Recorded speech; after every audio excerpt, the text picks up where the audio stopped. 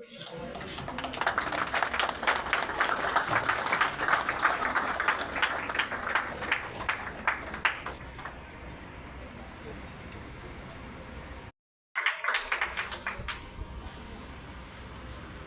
request Sri Vijay Shankar Prasad, Project Manager DIC. इस संस्थान के डायरेक्टर साहब उपस्थित हैं,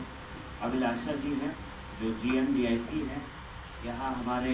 HOD हैं, यहाँ के senior faculty member IIT Patna से आए हुए हैं दीपक कुमार जी, मैं नाम सही ले पा रहा हूँ, DPM जीविका अनीशा मैडम हैं, उद्योग विभाग के अन्य पदाधिकारी यहाँ उपस्थित हैं और आप सभी छात्र छात्राएँ फैकल्टी मेंबर यहाँ आए हुए हैं। और आप सब लोग जान गए हैं कि नाम जो इसका दिया गया है, आज बनेगा कल का बिहार। कोई भी संकल्पना, परिकल्पना, कोई थॉट प्रोसेस, कोई विचार, कोई विचारधारा, किसी तरह की कोई नई बात, वो कभी न कभी उस चीज़ की शुरुआत होती है और उसके बाद फिर उस पर काम होता है, उसको एक तरीके से डेवलप किया जाता है। और जो हम कई सालों के बाद देखते हैं कि जो आज के ज़माने की सबसे महत्वपूर्ण टेक्नोलॉजी है, आप किसी भी चीज़ को पुराना, सबसे पहले जब बिजली का ही आविष्कार, इलेक्ट्रिसिटी जब आई थी, उसके बारे में, या जिस आज इतना बड़ा सिविल एविएशन सेक्टर है, जिस समय ऐसा लोगों ने सोचा होगा कि एरोप्लेन, हवाई जहाज़ के माध्यम से भी हम लोग जो है ट्रांसपोर्टेशन का मीन्स बना करके तेज़ गति से एक जगह से दूसरी जगह तक जा सकते हैं, तो वो एक बहुत छोटी सी सोच होगी जिस पे काम हुआ। और आज आप देख रहे हैं कि एक से एक तकनीक जो है इस दिशा में आ रही है और इसमें इतनी गति से काम हो रहा है। तो ये एक आइडिया, सबसे पहले जो है किसी आइडिया का जन्म होता है, फिर उस पर जो है काम होता है। और बहुत बार ये देखा गया है कि आइडिया सामान्य जनमानस, स्टूडेंट, उस क्षेत्र में काम करने वाले जो विशेषज्ञ लोग हैं,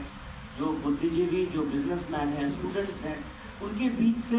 अचानक से कोई ऐसी बात आती है, काम करते करते, सोचते या पढ़ाई के दौरान, या उस विषय पर जो है अपने जो आपके टीचर्स हैं उनके दिशा निर्देश, मार्गदर्शन में,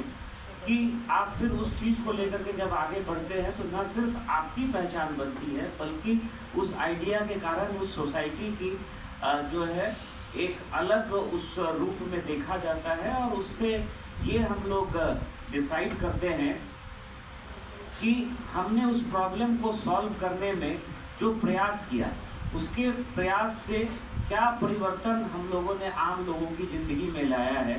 अब छोटी छोटी चीज़ है, आज AI के बहुत ऐसे मॉडल्स आ गए हैं। पहले आप देखते होंगे कि जैसे मान लीजिए, साधारण एग्जाम्पल हम देंगे कि टीबी के मरीज हुआ करते थे, उनका एक्सरे था या उनका और भी डायग्नोसिस का जो तरीका होता था, मैं कोई मेडिकल एक्सपर्ट नहीं हूँ, लेकिन जो थोड़ा बहुत पढ़ करके समझ करके या आप बात करिएगा, तो हो सकता था, या कोई और बीमारी है, आपको अगर एक्चुअल डायग्नोसिस चाहिए तो आपको फिजिकली पेशेंट को देखना होगा, उस रिपोर्ट को देखना होगा और उसके बेसिस पे जो है जो हमारे मेडिकल एक्सपर्ट्स एक वो निर्णय लेते हैं। आज ऐसी हमारे पास टेक्नोलॉजी आ गई है जिसने डॉक्टर्स का काम आसान कर दिया है। जब वो डेटा उस सिस्टम में जाता है तो बहुत अच्छे से एनालिसिस हो करके, चाहे वो एक्सरे की रिपोर्ट हो या और किसी तरह का मेडिकल इन्वेस्टिगेशन हो, जिसके बेसिस पे डॉक्टर्स जो है आसानी से इस चीज़ को बता सकते हैं कि ये जो समस्या है कितनी गंभीर समस्या है, इसका बेहतर इलाज चाहे कैंसर के क्षेत्र में हो या किसी भी इस तरह के आप लीजिएगा जिसको कि पहले असाध्य बीमारी बोला जाता था,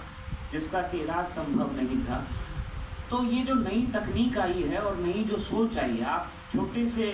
छोटे शहरों में भी आप देखिएगा कि जिस तरह से जो ये घरों में जो डिलीवरी का सिस्टम जो डेवलप हुआ है, चाहे आप कोई घरेलू सामग्री आप ले लीजिए, सब्जी खरीद लीजिए, या आप जो पहले परचून की दुकान पे जा करके हम लोग